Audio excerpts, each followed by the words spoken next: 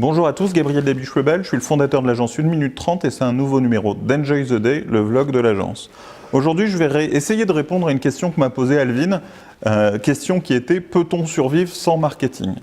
Alors d'abord, la première question, c'est de se dire « Qu'est-ce que le marketing ?» En tout cas, peut-on survivre pour une entreprise sans marketing? Si on dit que le marketing, c'est mettre sur le marché un produit et le commercialiser, on ne peut pas survivre sans faire de marketing parce qu'on ne peut pas survivre si on n'a rien à vendre. Et juste le fait de mettre en vente un produit ou un service pour une entreprise, c'est du marketing parce qu'à un moment donné, il a fallu définir ce produit et ce service, il a fallu lui donner un prix, il a fallu exprimer comment on allait le réaliser ou comment on allait le vendre ou quelles étaient ses caractéristiques. Donc en faisant cela, on fait du marketing de l'offre, on fait du marketing produit, et on fait du marketing.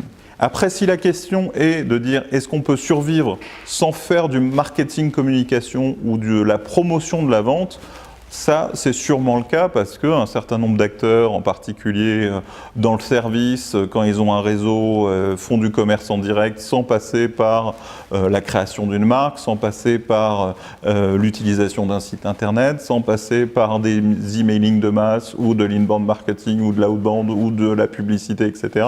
Et ils capitalisent sur leur réseau, les cartes de visite qu'ils distribuent pour rencontrer des prospects potentiels et leur vendre.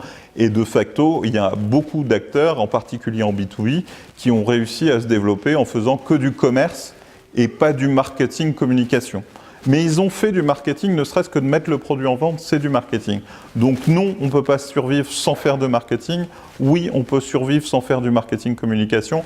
En revanche, le défaut de ne pas faire de marketing communication, ça veut dire c'est qu'on ne va pas réussir à se développer très largement.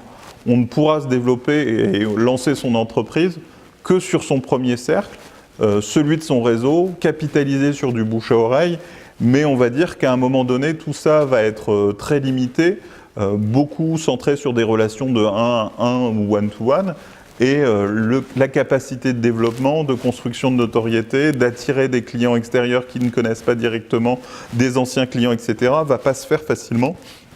Et il va falloir à un moment pour croître, pour scaler, pour industrialiser, quand même faire du marketing communication, mettre en place une stratégie, un positionnement, un discours, le relayer en digital sur Internet, par emailing, etc. et être très présent pour développer la notoriété de la marque, la visibilité de l'offre, développer son positionnement et adresser une communauté plus large qui pourra être client et permettre à l'entreprise de grandir. Donc pour commencer, je résume, vous faites du marketing, quoi que vous fassiez à partir du moment où vous vendez quelque chose sur un marché. Mais vous ne faites pas nécessairement du marketing communication. Et ça, vous pouvez faire que de la vente pour signer vos premiers clients. Mais quoi qu'il en soit, à partir d'un certain moment, il faut aussi faire du marketing communication pour grandir, aller plus loin. J'espère que je suis clair. N'hésitez pas à commenter. Je ne sais pas si, Alvin, j'ai répondu à toutes tes questions, mais si c'est assez clair, dites-le moi. N'hésitez pas à voir en commentaire si vous faites bien le distinguo entre les différentes acceptations du terme marketing. Je vous remercie. Je vous propose de nous suivre sur YouTube. Enjoy the day. On se voit au prochain numéro. Merci à tous.